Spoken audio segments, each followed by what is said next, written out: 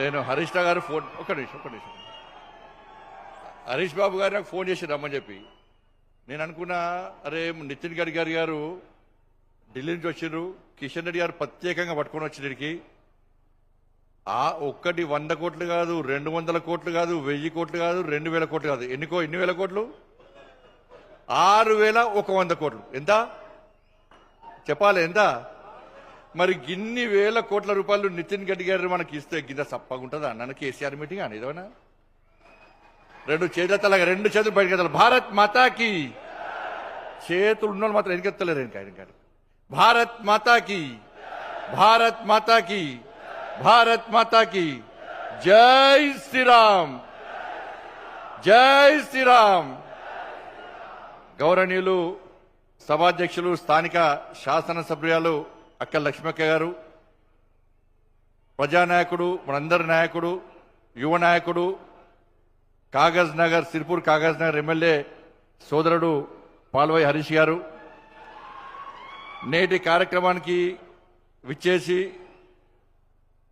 ఈ ప్రాంతంలో 6100 కోట్ల రూపాయలతో అభివృద్ధి పనులకు శంకుస్థాపన చేసి జాతికి అనేక రోడ్లను జాతికి అంకితం చేయడానికి చూడండి గౌరవనీయులు, పెద్దలు, పూజ్యులు, కేంద్ర మంత్రివర్యులు శ్రీ నితిన్ గడ్కరీ గారికి, మనందరి నాయకుడు, మనందరి అభిమాన నాయకుడు, మనందరినీ ముందుకు నడిపించే నాయకుడు, భారతీయ జనతా పార్టీ రాష్ట్ర అధ్యక్షులు, కేంద్ర మంత్రివర్యులు గౌరవనీయులు శ్రీ జి కిషన్ రెడ్డి గారు,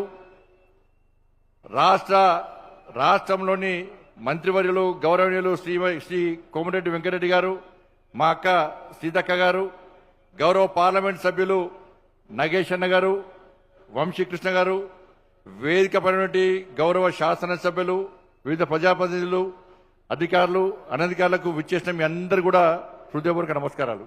గతంలో ఈ ఆదిలాబాద్ ఉమ్మడి జిల్లా అంటే అడవి ప్రాంతము, వెనుకబడిన ప్రాంతం అని చెప్పుకునే వాళ్ళం.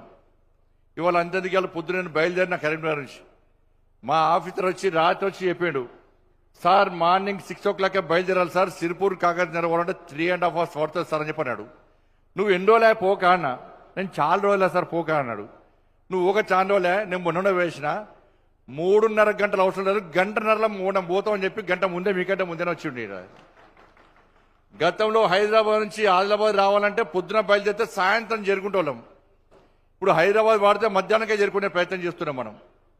ఇట్లా 10 సంవత్సరాల క్రితం స్వాతంత్ర్యం వచ్చినప్పటి నుంచి 2014 వరకు ఈ తెలంగాణ రాష్ట్రంలో కేవలము 2500 కిలోమీటర్ల జాతీయ రహదారుల నిర్మాణం మాత్రమే జరిగింది. 2500 కిలోమీటర్లు.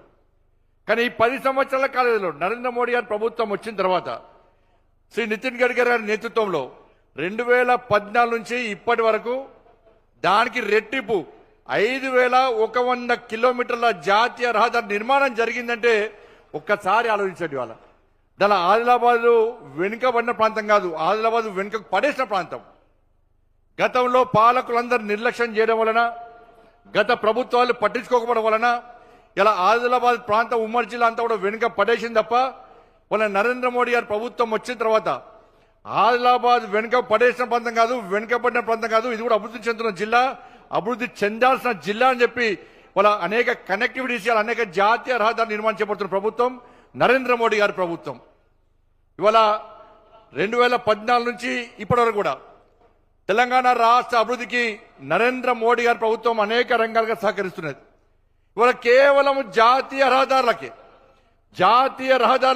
1,25,000 కోట్ల రూపాయలకి వచ్చిన ప్రభుత్వం నరేంద్ర మోడీ గారి ప్రభుత్వం. 1,25,000 కోట్లు. ఇలా రైల్వే అభివృద్ధి కానీ, రైల్వే నిర్మాణాలు కానీ, రైల్వే స్టేషన్ల అభివృద్ధి కానీ 32,000 కోట్ల రూపాయలను ఖర్చు పెట్టే ప్రభుత్వం నరేంద్ర మోడీ ప్రభుత్వం తెలంగాణ రాష్ట్రానికి మాత్రమే.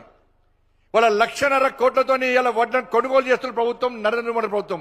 ఇట్లా చెప్పుకుంటూ పోతే ఈ 10 సంవత్సరాల కాల వ్యవధిలో తెలంగాణ రాష్ట్రానికి నరేంద్ర మోడీ గారి ప్రభుత్వం ఖర్చు పెట్టింది ఎంత అంటే 12 లక్షల కోట్ల రూపాయల పైగా వాళ్ళ నరేంద్ర మోడీ గారి ప్రభుత్వం తెలంగాణ రాష్ట్ర అభివృద్ధి కోసం, సంక్షేమ పథకాల కోసం ఖర్చు పెట్టిందనే విషయాన్ని మనం గుర్తుంచుకోవాల్సిన అవసరం ఉంది.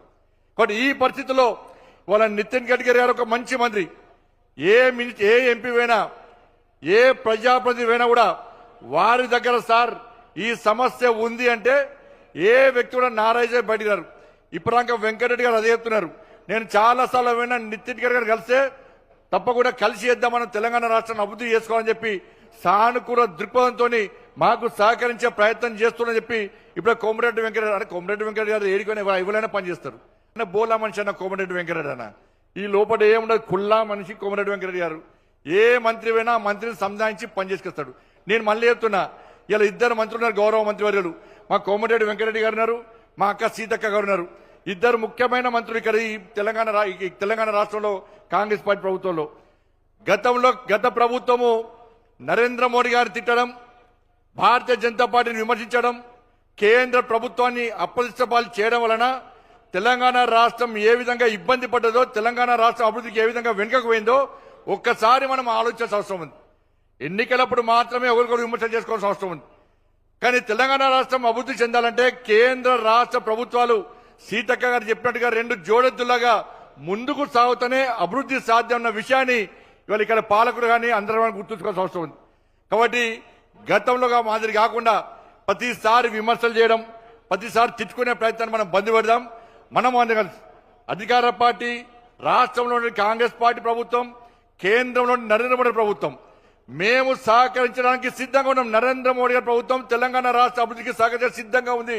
అనేక సందర్భాల్లో నరేంద్ర మోడీ చెప్పారు, ఎస్ ఎన్నికల వరకు మాత్రమే రాజకీయాలు, ఎన్నికల తర్వాత అన్ని రాష్ట్రాలు అభివృద్ధి చెందనే ఒక శక్తివంతమైన భారతదేశ నిర్మాణం సాధ్యమవుతుంది. తల్లి భారత మాతను విశ్వగురుస్థానంలో ప్రతిష్ఠించాలి.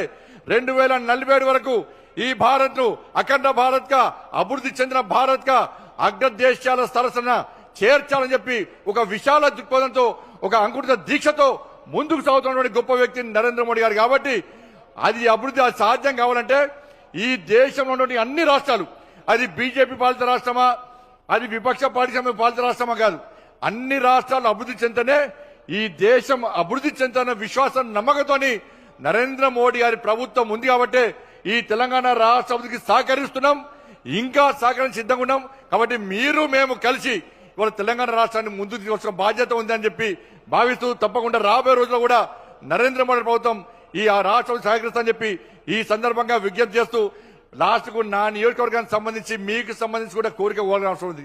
మా వెంకటరెడ్డి గారిని కోరుతున్నాను, దయచేసి వెంకటరెడ్డి గారు, వెంకన్న అన్న ఇప్పుడే నితిన్ గడ్కరీ గారు ప్రామిస్ చేసిన ఒకటి, హైదరాబాద్ మంచిర్యాల వరకు రాజీవ్ రహదారి ఉండే, అది నాగుపాము లేకున్నది, ఎటు పోతుందో తెలియదు. అది క్వాలిటీ లేకుండా పనులు చేసారు. దాన్ని గత ప్రభుత్వం కూడా, గత పాలకులు కూడా ఇది క్వాలిటీ లేకుండా పనిచేస్తున్నారని చెప్పి శాసనసభ కమిటీలు వేసారు, విచారణ కమిటీలు వేసారు. ఆ విచారణ కమిటీ 7 తెలియదు, క్వాలిటీ లేకుండా పనిచేశారు. వాళ్ళ ప్రజలు ఇబ్బంది పడుతున్నారు. ఇవాళ కేంద్ర ప్రభుత్వము అన్ని జిల్లా కేంద్రాలతో రాష్ట్ర రాజధాని హైదరాబాద్ కు కనెక్టివిటీ ఉండాలని చెప్పి 32 జిల్లాలతో జాతీయ రహదారులతో హైదరాబాద్ హెడ్ క్వార్టర్ కి వాళ్ళ దేశ రాజధానికి, రాష్ట్ర రాజధానికి కనెక్టివిటీ ఇచ్చిన వేళ. కాబట్టి హైదరాబాద్ నుంచి ఈ మంచిర్యాల వరకు రాజీవ్ రహదారి అవుతుందో అది గుంతలు పడి ఇబ్బంది పడే ప్రభావం ఉంది. కాబట్టి నేను కోమటిరెడ్డి వెంకటరెడ్డి గారికి విజ్ఞప్తి చేస్తున్నా, మీరు దయచేసి ముఖ్యమంత్రి గారితో మాట్లాడండి. ఆ కాంట్రాక్టర్ యొక్క సమస్యను పరిష్కరిస్తే